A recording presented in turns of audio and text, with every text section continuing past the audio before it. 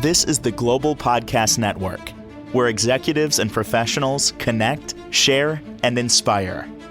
Stay tuned for the conversations that drive success.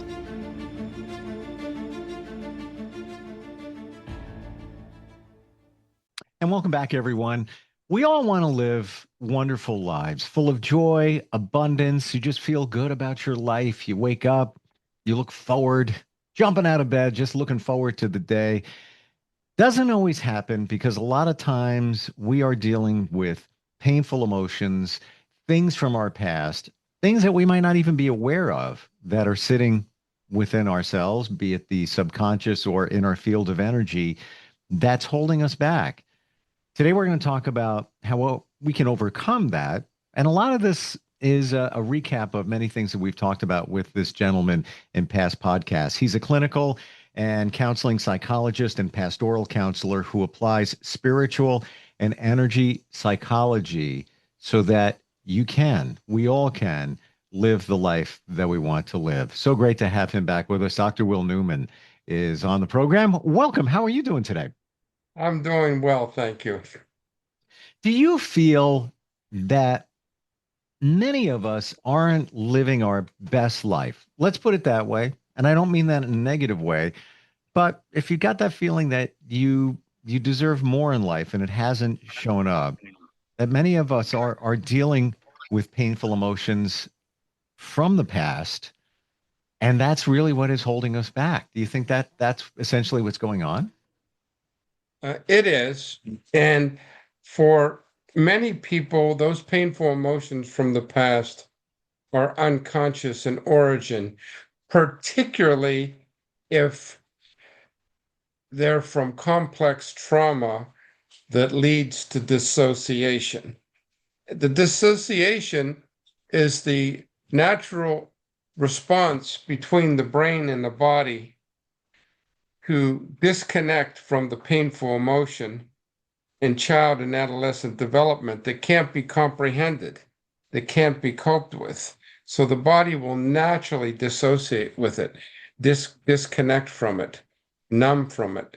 And that keeps the individual unconscious of why they have such severe symptoms of depression and anxiety, or panic attacks, or addictions, or problems in relationships, loneliness, disconnection.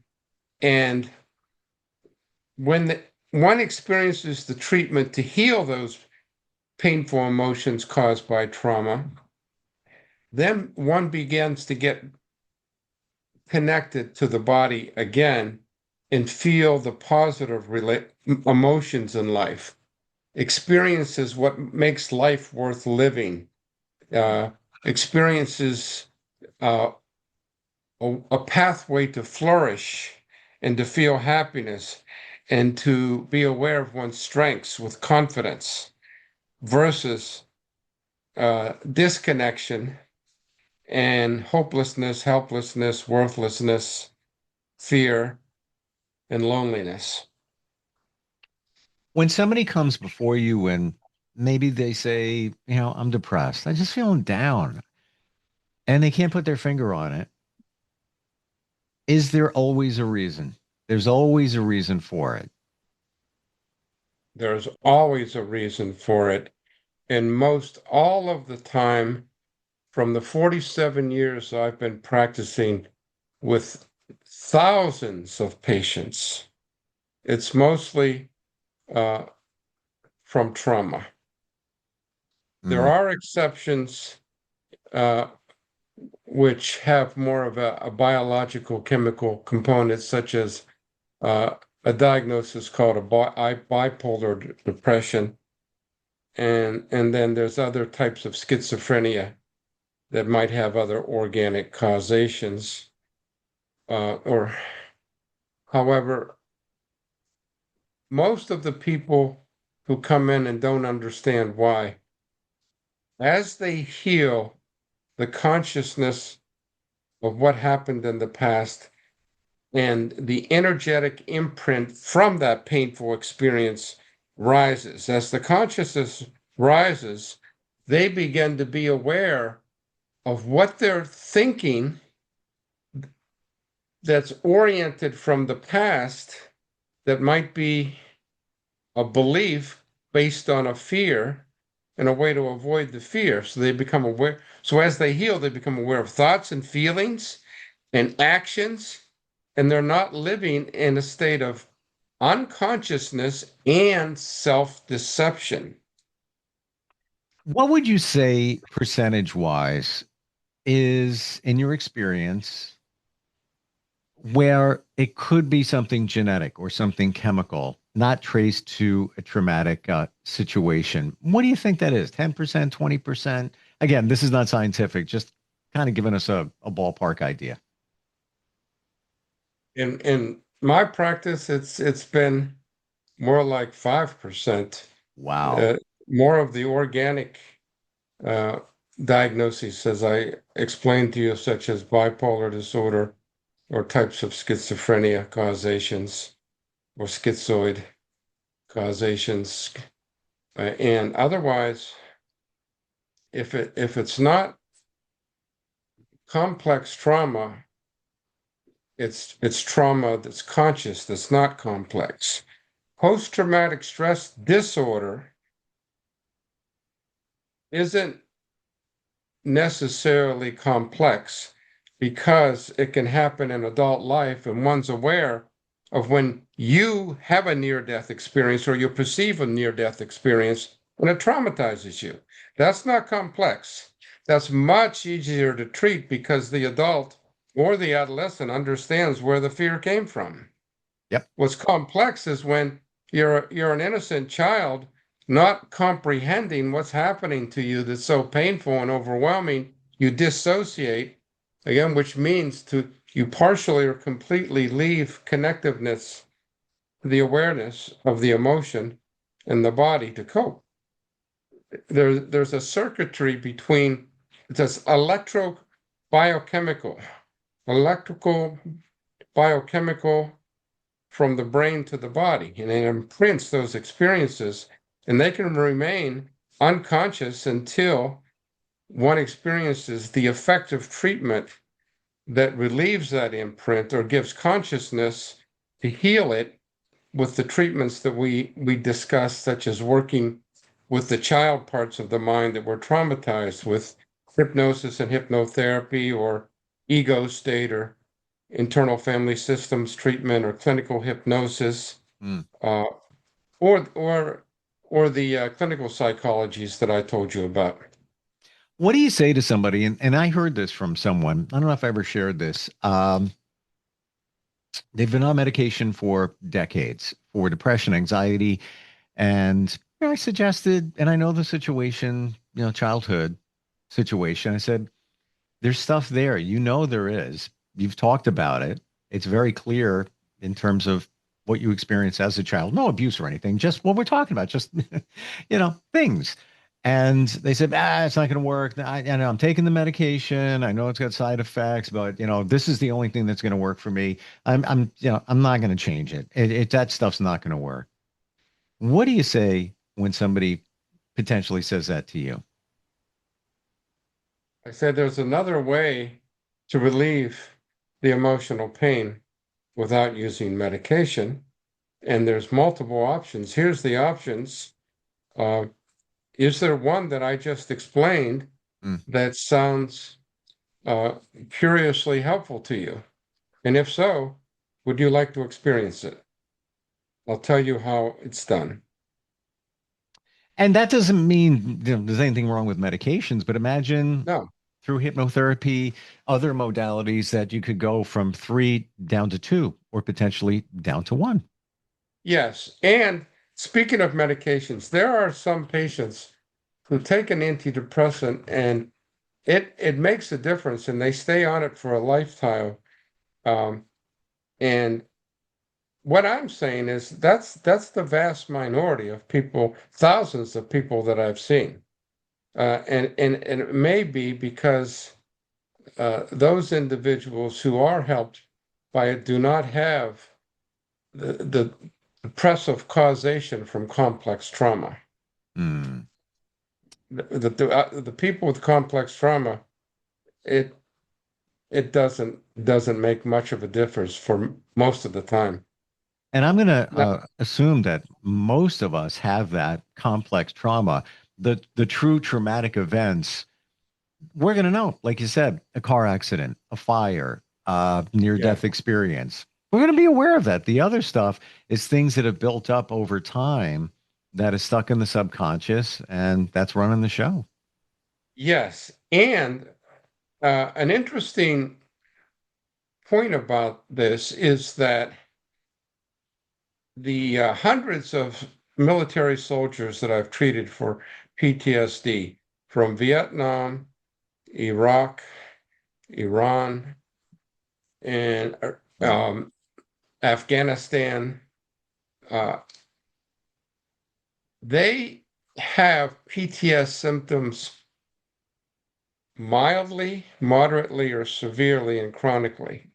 The ones who are mild are those soldiers that have not experienced complex childhood developmental trauma. They had a trauma-free life, whereas the ones who had the childhood complex trauma, those are the ones that are severely affected by the PTSD experiences in in the combat of war.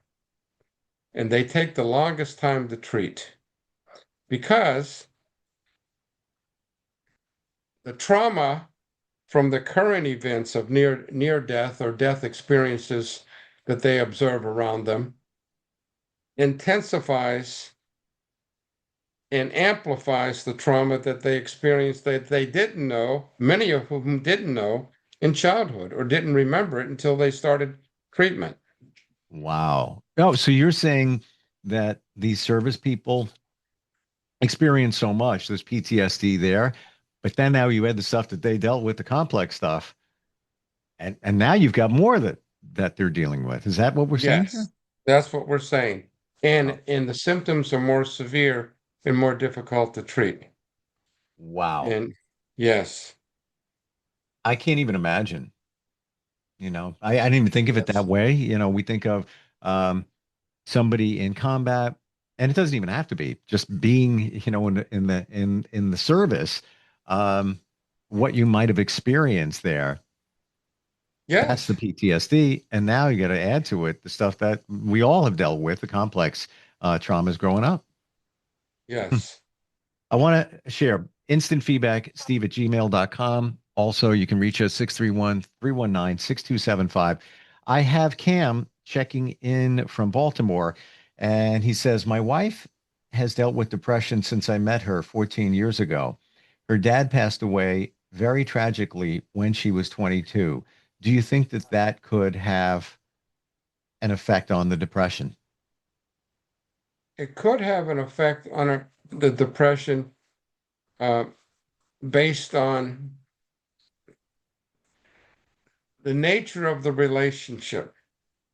Uh, if it was kind, supportive, nurturing, Mm, and even at sometimes dependent, it can have a much more severe impact on the adult who loses a parent at that age. mm, The more there's dependency and the more there's loving, kind experiences that have the individual's been dependent on in childhood through adolescence, extending into the 20s, the greater the loss. gotcha. So, And so it's interpreted as I, I needed my father. Now that I don't have my father, I'm helpless and hopeless. And it may be because of the intensity of the dependency mm, versus the separation and individuation that naturally occurs in adolescence, where the adolescent separates and can have a loving, healthy relationship, but still becomes independent Well, and individualized. it's like the bird out of the nest. The bird's Yes, doing its yes, thing.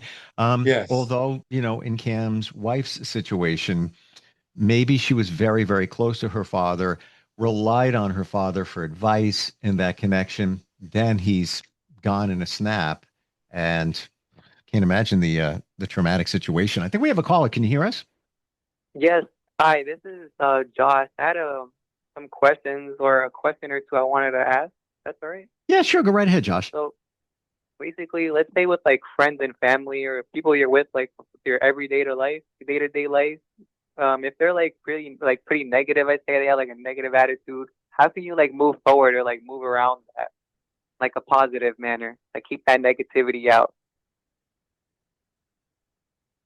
Just because I I feel like a lot of the people that I'm around, like every day, tend to be pretty negative. Hmm. You may develop a communication style that responds to the negative person in a positive way.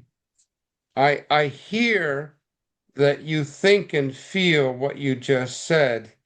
And if I think and feel what you just said, I would feel painful emotions that I don't want to feel. Rather, the way I think about it is, the way I respond to it is. I focus on what I'm grateful for. I focus on what I'm competent and confident about myself. I focus on what I'm optimistic about. I focus on what I'm thankful for rather than what you just said. Therefore, uh, we can agree to disagree on what you just said. And that's why I shared with you what feels good to me. Mm, So of course. basically, what I'm hearing is it comes down to you have a choice. So Yes, negative people around you, you know, it can bring you down, and then they're pulling you down, or you yes. can flip the script and look at the positivity in your life, the gratitude. I'm grateful I got this, I got that going on. Whatever it might be, to just squash that negativity out and don't let it essentially don't take it to heart. That's what it sounds like. That's right. And uh, to agree to disagree, meaning uh, there's no need to reject or demean the person speaking to you, but rather say, I disagree in the friendly way because I feel good this way and I want to feel good and Sure. I can choose to feel good. If I chose what you just said, I wouldn't. Right. That makes Mm. sense, Josh? Yeah, that gives me good insight on it. So I'll try. I mean, thanks for the advice, guys. I really appreciate that. Thank you for You're checking welcome. in. Yeah, well, you know what? It's back to, I guess, the fundamentals. We all have a choice in everything, and I know that's kind of painful to say that. If somebody says, "Oh, you can't believe what's going on here," I get it. Not minimizing anything. Life is tough, but you have a choice of how you react to it. That's it. And Mm, that's what gives us power. That's what helps one develop self-esteem. mm, The practice of living consciously, being aware of what you're feeling, why you're feeling it. Is it related to the present or is it related to the past? If it's to the past, what's changed and how I can change how I think and respond to it. The practice of self-acceptance, that here's my strengths, here's my weaknesses. I'm developing my strengths, practicing my strengths, and remembering not to continue my weaknesses, which cause me to feel good, including how you think, what or how one reacts with intensity of hatred, for example, or changing it to dislike and forgiveness, and uh, other examples, a choice to love rather than a choice to hate. mm. Well, yeah, it's maybe also forming in Josh's situation, which we've all, I think, been in at some point, where somebody's being negative, to flip that around, and they're just trying to push your button. So you say, that's an interesting point you bring up. I give that some thought.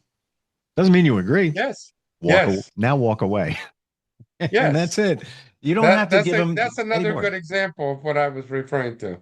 Yeah. Yeah. But you have to be intentional to think that, some of us can't Yes. think in the moment because we're as I really triggered by what they're saying. It's getting at you. Yeah. But you have a choice. You don't have to let it get to you. You can That's just it. walk away. And to say to oneself, people can't hurt me if I don't let them, Right. by taking it personal, by believing it. Hmm. What else can you share with us when it comes to dealing with negative emotions? That two spiritual practices are effective. Uh, uh, one practice is a Buddhist practice of impermanence, and that is to detach from the negative experience and let it go and clear the mind of focusing on the thoughts and feelings of it. Then there's the Christian perspective, which is remember the unconditional love given to everyone who's willing to receive and believe the forgiveness of our sins taught in the Old Testament through the life, death of Jesus Christ, and to focus on that unconditional love and let that love be amplified to respond to love and forgiveness, uh, as Jesus did on the cross, uh, with the man beside him on the cross. Father, forgive them, for they know not what they do. Those are two spiritual practices. They both can work in different ways. Would you also, you mentioned unconditional love, and we equate that to things around us. My dog, he gives me unconditional love. I gotta say, it's true. That's a good example. Yes. And other situations, but what about the unconditional love that we could and should give ourselves, right? Yes. Forgiving ourselves. Mm, Uh, and that's a very uh, important reminder when Jesus was asked, what is the greatest commandment? To love the Lord your God with all your heart, mind, soul, and strength, and your neighbor as yourself. So to love ourselves, love God, love ourselves, love others, forgive ourselves, forgive others. do you think, final thought on what you just said, Dr. Will, do you think that one of the more challenging things in life is to find forgiveness for ourselves? It's one thing to forgive others, and we talked about that before, how impactful that can be to move your life forward. We don't condone what people may have done, but just forgive them. And that's universal, not even, any religion connected, just, Yes, that live a better life. But do you find that it's very challenging to forgive ourselves? it is. And that's most often because one experienced Mm, uh, childhood tr traumatic pain of guilt and shame, where something that was said or done that was intentional or unintentional. It depends on the experience, but sometimes uh, parents can say something unintentionally that's very shaming and produces guilt that stays with a child and it follows that person all the way into adulthood. mm, And one example to defend against it is to develop perfectionism. To be good enough, to be adequate, I have to be perfect. And then one gets angry at oneself and projects that anger onto other people who make mistakes and yeah. aren't perfect. It's so true. It really is. Yes. And even in what you said, um, the child developing that guilt, That kid could have been bullied on the school bus a number of times and Yes. internalizing that, well, I got bullied because I've got a crew cut. That's why it's my fault that they bully me because insert whatever it might be. Now you've got guilt, and now life moves on, and you're still holding on to that guilt from the school bus. That's another good example. And that's an example of an emotional imprint Mm. energetically in the body that unconsciously remains until it's cleared and healed. And So that's what makes self-forgiveness. you radically different because you practice um, energy psychology. Great if it was just psychology therapy in itself, but you also look at that as well, where we're holding on negative energy, causing negative emotions. Um, Dr. Will, what's the best way to find you? I know that you're located in Massachusetts, but you can work with anybody anywhere virtually on many different Yes, I levels. can. Yeah, how do we do Uh, that? uh, to work with me virtually, you can email me at Dr. Bill. I go by Dr. Will, but my old email says Dr. Bill, Bill, Newman, Newman at gmail.com. And call my office 978-388-0022 and send send a message from my website, Energy Psychologist amesburyma.com. All three ways you can get access to me. Thank you very much for today. And everything you're saying, I can validate. It took years to figure this out. I wish I knew you. And that was through Uh, many different people. But once you figure it out, you start making change in your life, you start feeling better. And certainly even on the energy side of things. And for that, I thank you. Thanks for being here. you're most welcome. And I assure you, what you experience is what most people experience. Appreciate that. All right. You're welcome. We'll talk soon. We'll be right back. This is the Global Podcast Network, where executives and professionals connect, share, and inspire. Stay tuned for the conversations that drive success.